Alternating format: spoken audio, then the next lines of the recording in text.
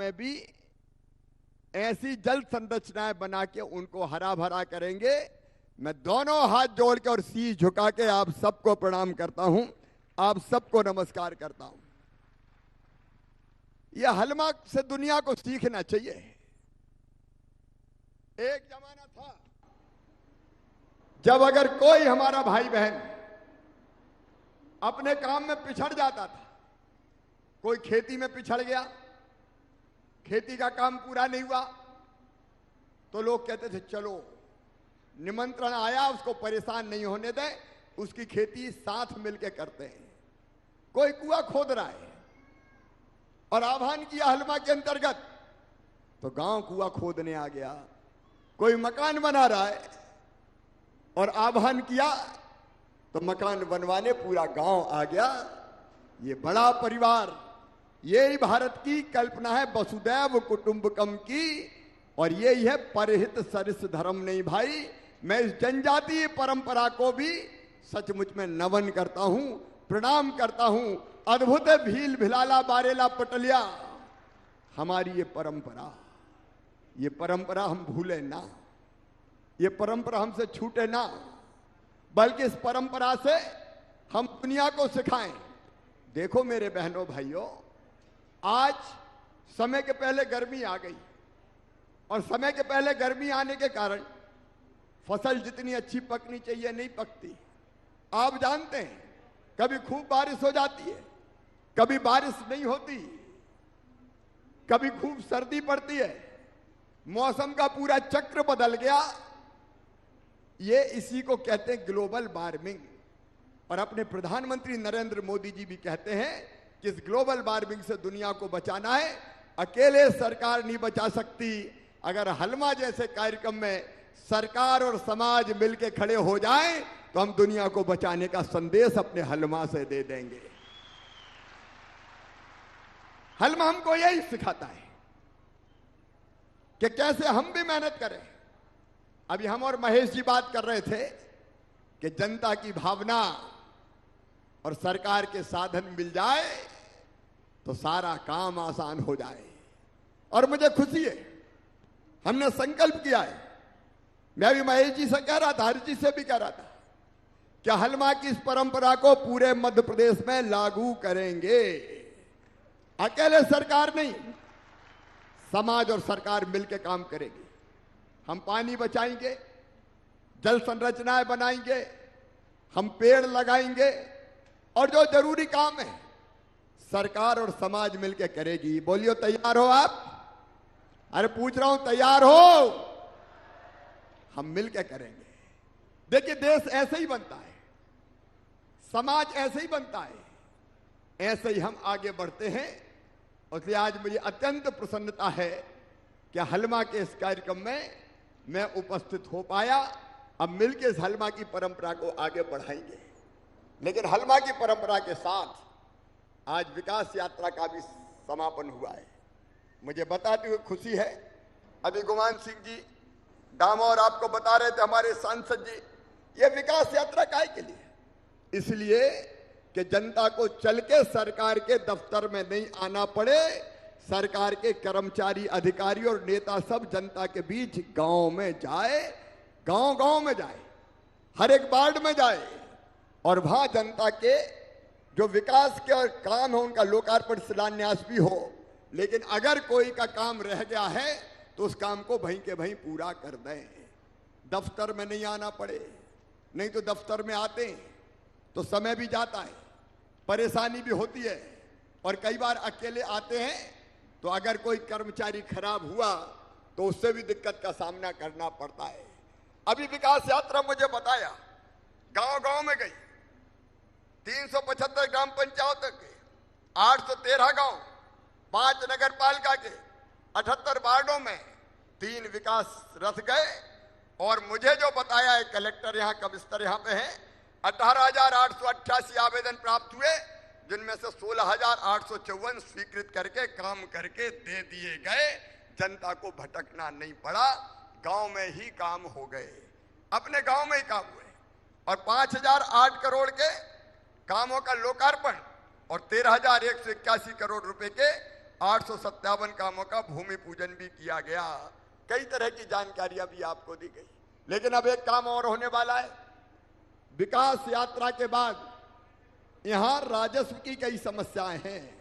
नामांतरण, फोती नामांतरण, बंटवारा, इसके कारण लोग परेशान होते हैं। कई दिन तक ये नहीं हो पाते और इसलिए कल मतलब 27 फरवरी से कब तक चलेगा अभियान? ये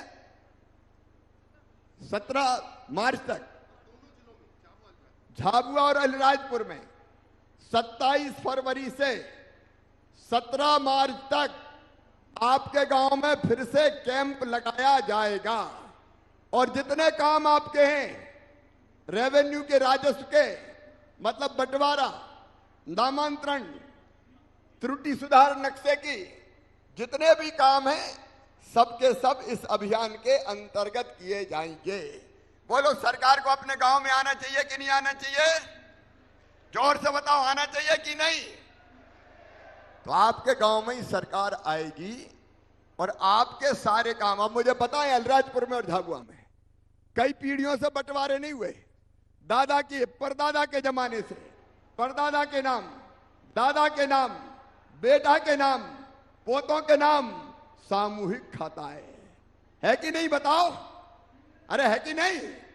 और उससे दिक्कत होती है, परेशानी होती है, शासकीय योजनाओं का लाभ मिलने में भी दिक्कत होती है और इसलिए इस परेशानी को पूरी तरह से दूर करना है। इसलिए गांव में सरकार आएगी, प्रशासन आएगा, प्रशासन भी जाएगा और हम जो जनप्रतिनिधि हैं, राजनीतिक कार्यकर्ता हैं, हमारी ड्यूटी भी है सेवा कर लो रे। पहले सीएम जन सेवा अभियान, लाखों लोगों की समस्याओं का उस पर समाधान हुआ, फिर विकास यात्रा और फिर अब ये रेवेन्यू के कामों का निपटारा। देखो भाई, एक नई सामाजिक क्रांति लाना है। पेशा भी एक क्रांति है। अभी स्वर्गीय दिलीप सिंह भूरिया जी को हमने श्रद्धा के सुमन अर्पित किए। ये पेशा कानून मध्य प्रदेश की धरती पर लागू कर दिया गया है, पूरे नियम बना दिए गए हैं। पेशा अब झाबुआ जिले के भी 6 ब्लॉक में लागू है। लेकिन पेशा क्या है पता है क्या? अरे बोल के बताओ, पता है क्या? जिनको पता है वो हाथ उठाओ। तो मैं आज पेशा पढ़ाऊं, आज आपको पेशा पढ़ाता हूं। सुनो मेरे बहनों और भाइयों, हमको जागरूक होना बहुत जरूरी है। जब तक पता नहीं चलेगा तब तक हम फायदा पूरा नहीं उठा पाएंगे। ये पेशा आपको अधिकार देता है, जमीन का अधिकार, जल का अधिकार, जंगल का अधिकार। दिलीप सिंह भूरिया जी कहते थे, ट्राइबल और टाइगर बिना जंगल के नहीं रह सकते। बताओ, ट्राइबल बिना जंगल के रह सकता है क्या? बोल के बताओ, रह सकता है क्या? नहीं।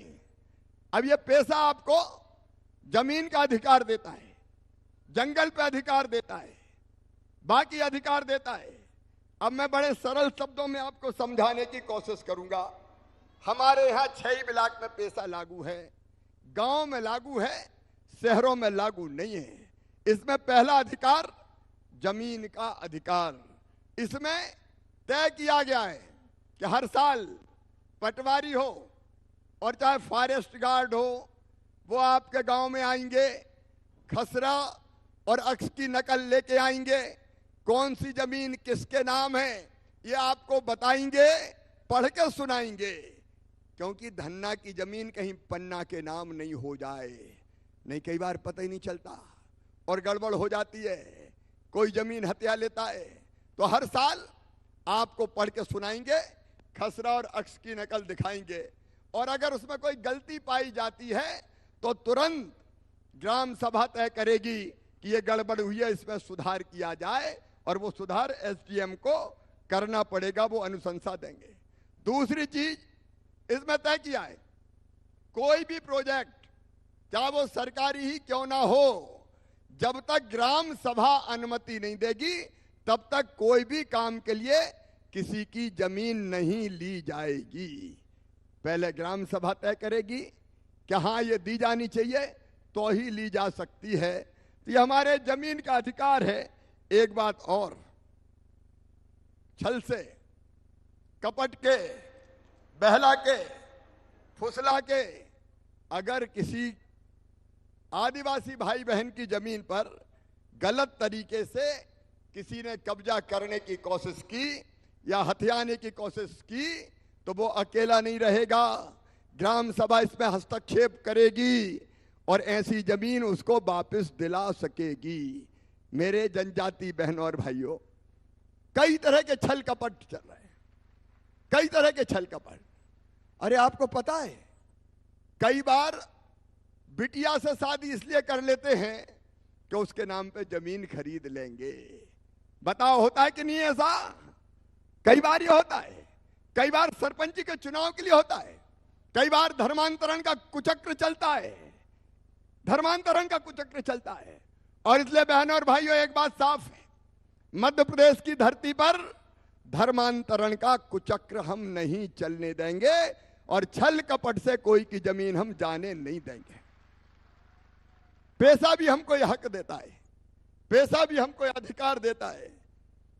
मेरे बहनों और भाइयों, जो अधिसूचित गांव हैं, वहां ग्राम सभा की अनुशंसा के बिना कोई भी रेत हो, चाहे गिट्टी पत्थर हो, कोई भी खदान हो, उसके पट्टे किसी को नहीं दिए जा सकते। पहले ग्राम सभा की अनुमति लेनी पड़ेगी। बोलो ये होना चाहिए कि नहीं? जोर से बताओ, होना चाहिए कि नहीं? और एक बात और, क्या हमारे बच्चे रेत का काम नहीं कर सकते? क्या हमारे बच्चे खदान नहीं चला सकते? क्या हमारे बच्चों को पट्टा नहीं मिल सकता? क्या कमी है हमें? ये पैसा अधिकार देता है। खनिज पट्टों की स्वीकृति में पहला हक होगा अनुसूचित जनजाति की सहकारी सोसाइटियों को। बहन अगर आवेदन करती है तो उनको, और उसके बाद पुरुष आवेदकों को ये पहले आपको देने का अधिकार देता है, ताकि आप भी काम धंधा कर सको। ये हमको हक देता। मनमाने ढंग से कलेक्टर हो, प्रशासन हो, और कोई को खदान नहीं दे सकता। बोलो ये होना चाहिए कि नहीं? ऐसा नहीं, जोर से बोल के बताओ, और जोर से। देखो, हमको जागरूक होना पड़ेगा तो हमको लाभ मिलेगा। पैसा किसी के खिलाफ नहीं है, पैसा हमारे हक हमको देता है। मेरे बहनों और भाइयों, गांव के तालाबों का प्रबंधन अब ग्राम सभा करेगी। सिंघाड़ा उत्पादन जैसी गतिविधियां, उनसे आमदनी प्राप्त होती है तो वह ग्राम सभा के पास आएगी।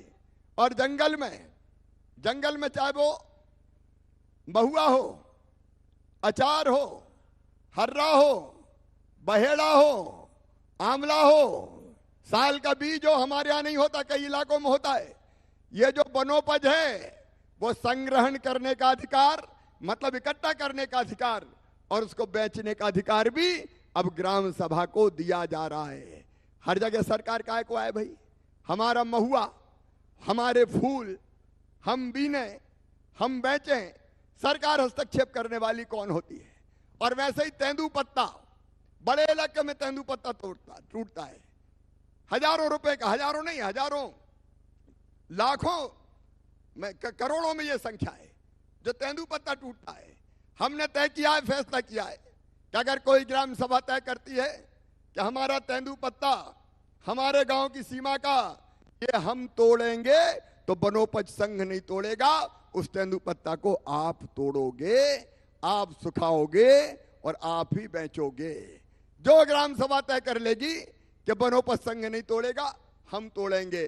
और मुझे खुशी है कि 268 ग्राम सभाओं ने तय किया है कि हम तेंदुपत्ता तोड़ेंगे। और एक बात और सुन लेना, कि तोड़ने का मतलब ये नहीं है कि आपको वैसे ही छोड़ देंगे कि तोड़ो और जाओ। तोड़ने का मतलब ये है कि आपको ट्रेनिंग प्रशासन देगा। यहाँ डीएफओ है क्या? डीएफओ पवन, डीएफओ कहाँ है?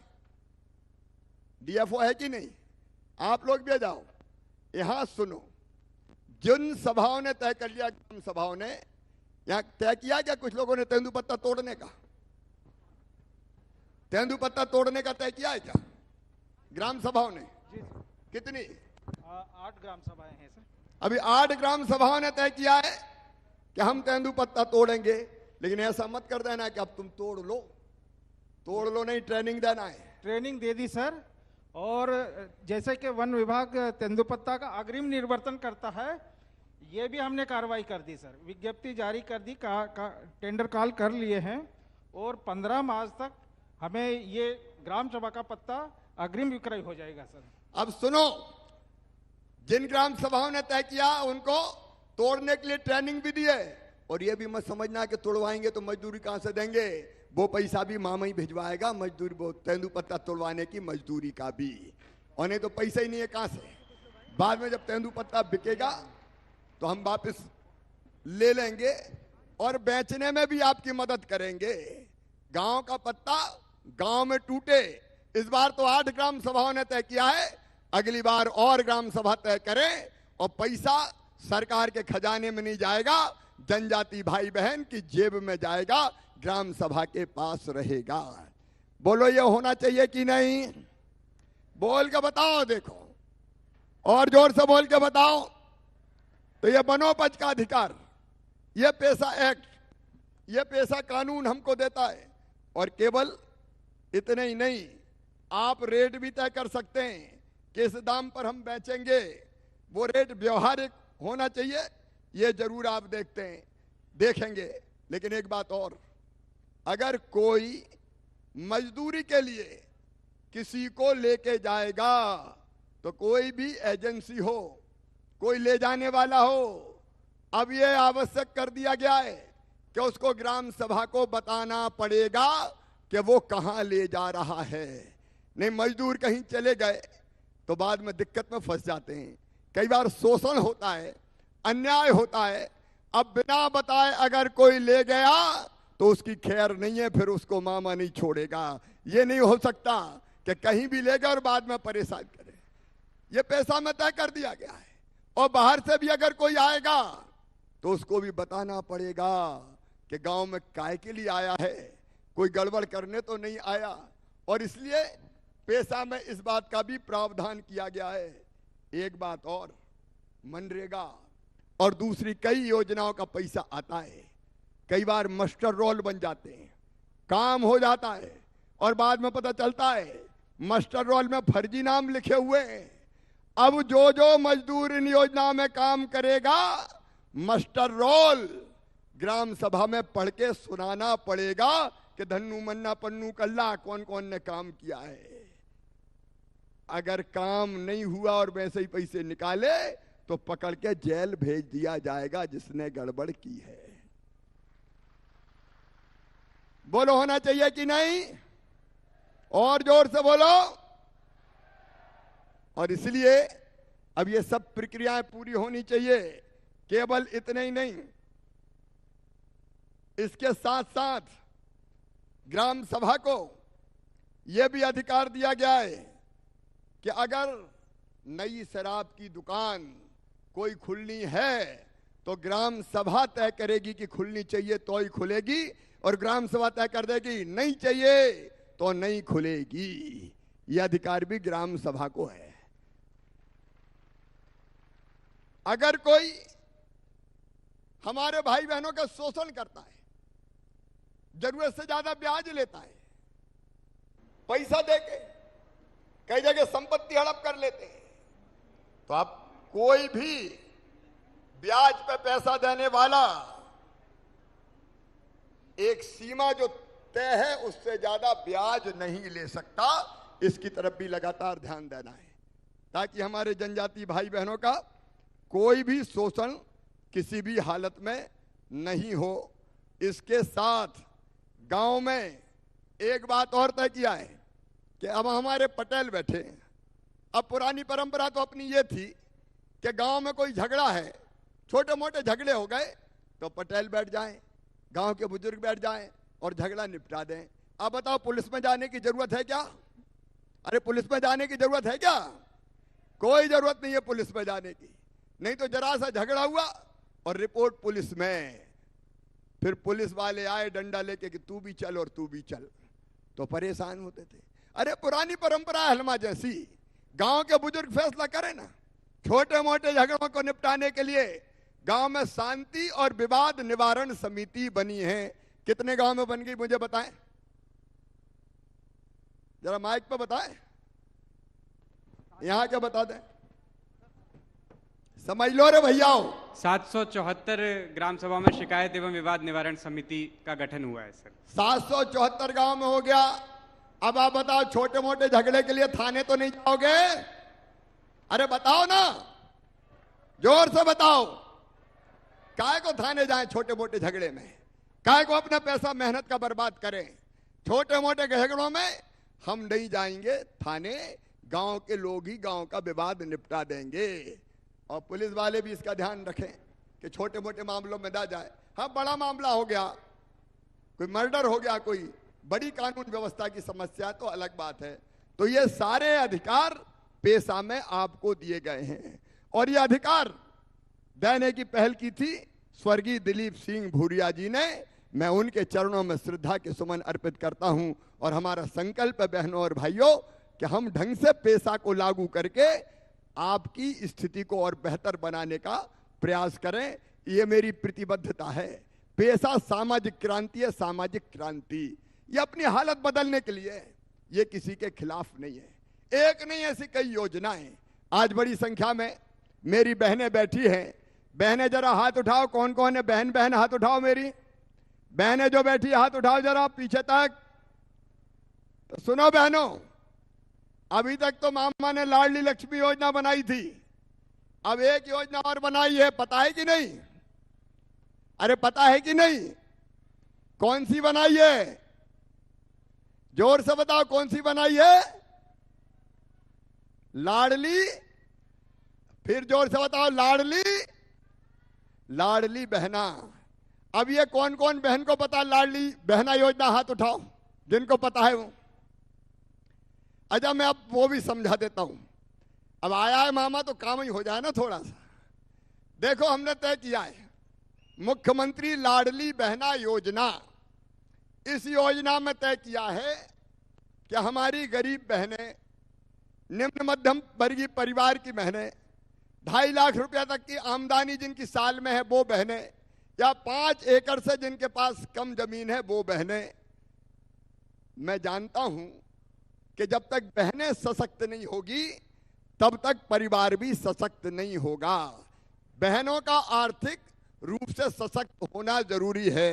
देखो, लाडली लक्ष्मी योजना तो मैंने बना ली, लेकिन कई बहनों ने मुझे कहा कि भैया हमारी चिंता कब करोगे, तुम भी तो हमारे भैया हो।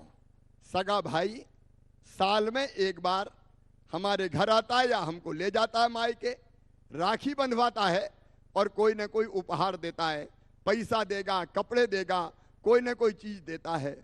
तो मैं भी तो भैया हूं कि नहीं भैया? अरे हूं कि नहीं? तो मुझे लगा हमें भी तो कुछ करना चाहिए सरकार की तरफ से। और इसलिए बहनों, 1000 रुपया महीना हर महीने हमारी बहनों को दिया जाएगा उनके खाते में। 1000 रुपया महीना। पहले हमने ये बैगा, भारिया, शहरिया 3 समूहों में, आदिवासी जनजाति समूहों में तय किया था। अब हमने तय किया सब बहनों को ही देंगे। बहनों में क्या भेद करना। अब 1000 रुपया महीना मिलेंगे तो साल भर में कितने हो जाएंगे? जोर से बताओ। 12,000। और मेरी बहन इन पैसों का कभी दुरुपयोग नहीं करेगी। भाई तो गड़बड़ कर सकता है, लेकिन बहन गड़बड़ नहीं कर सकती। वो इस पैसे से बच्चों के लिए सब्जी खरीदेगी, दूध खरीदेगी, फल खरीदेगी और कोई दाल खरीदेगी, कोई ना कोई अच्छा काम करेगी। पैसा फालतू खर्चा नहीं करेगी। और ये हर परिवार के लिए। परिवार मतलब पति, पत्नी और उसके बच्चे, मतलब एक परिवार।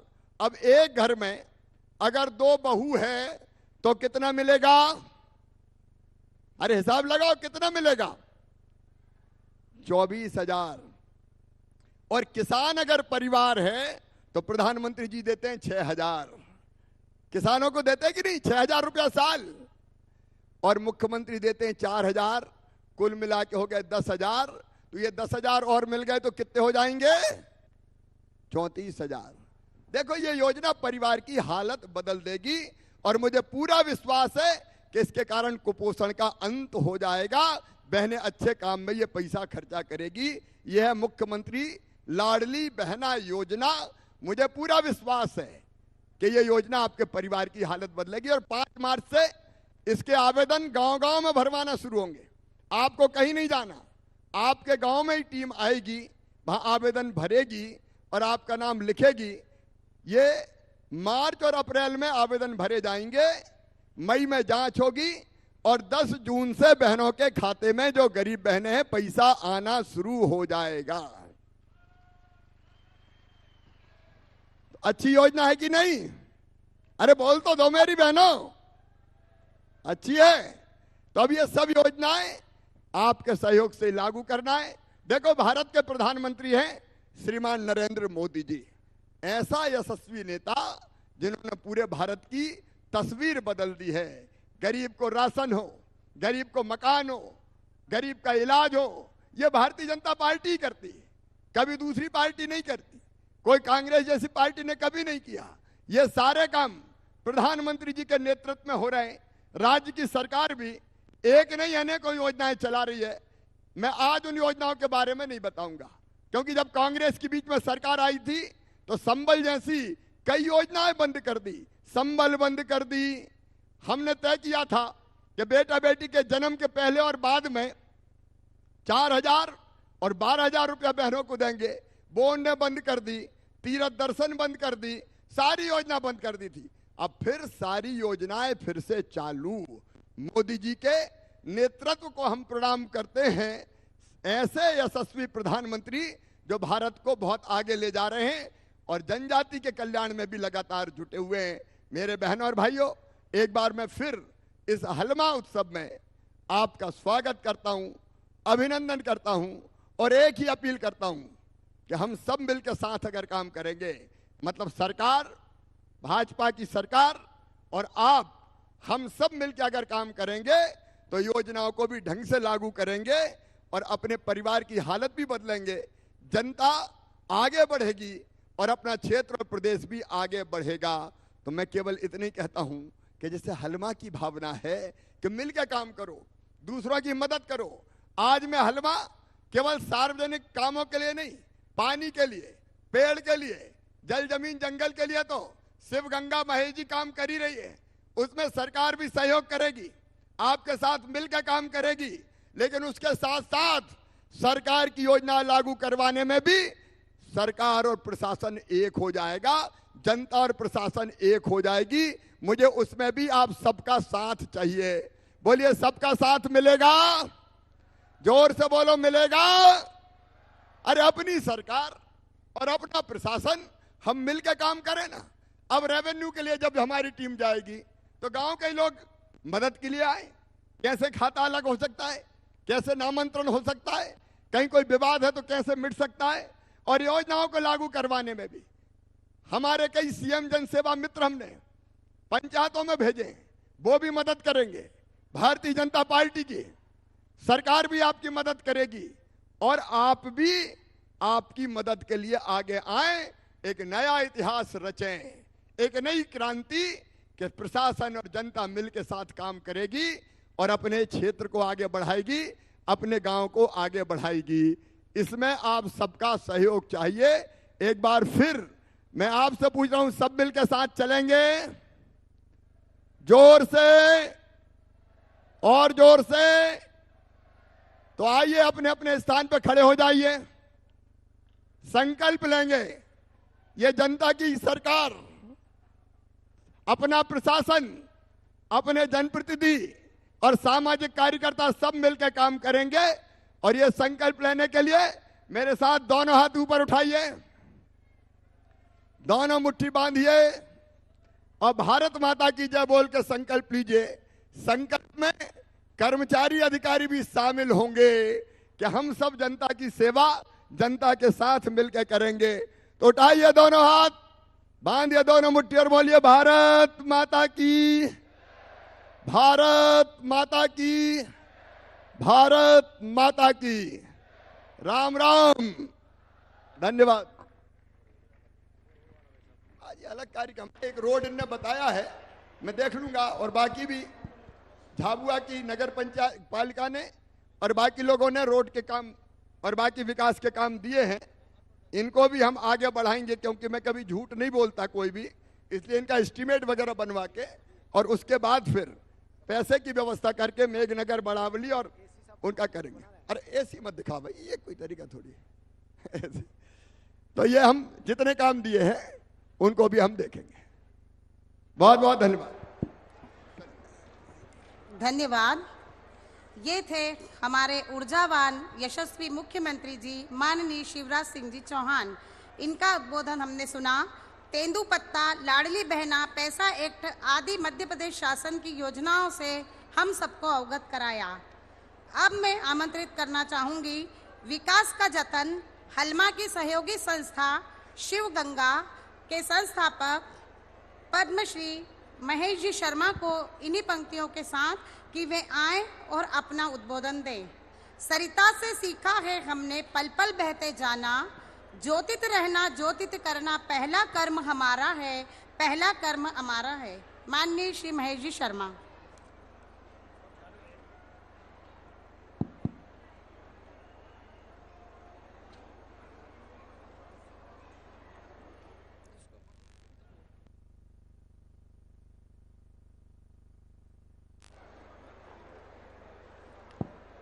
मंच पर विराजमान हमारे सभी अतिथि, माननीय मुख्यमंत्री जी, माननीय हर्ष चौहान जी, माननीय अनंत नायक जी, पूज्य कानू महाराज जी, और यहाँ पर माननीय गुमान सिंह डामोर जी, भानु भूरिया जी, आदरणीय निर्मला भूरिया जी, सभी एक 10 मिनट के लिए जाना तो सभी को है, यदि बैठ जाएंगे तो अच्छा रहेगा, क्योंकि मैं जो बात अपनी तरफ से बोलना चाहता हूँ शिवराज जी को, माननीय मुख्यमंत्री जी को, हमने यहाँ पर आकर के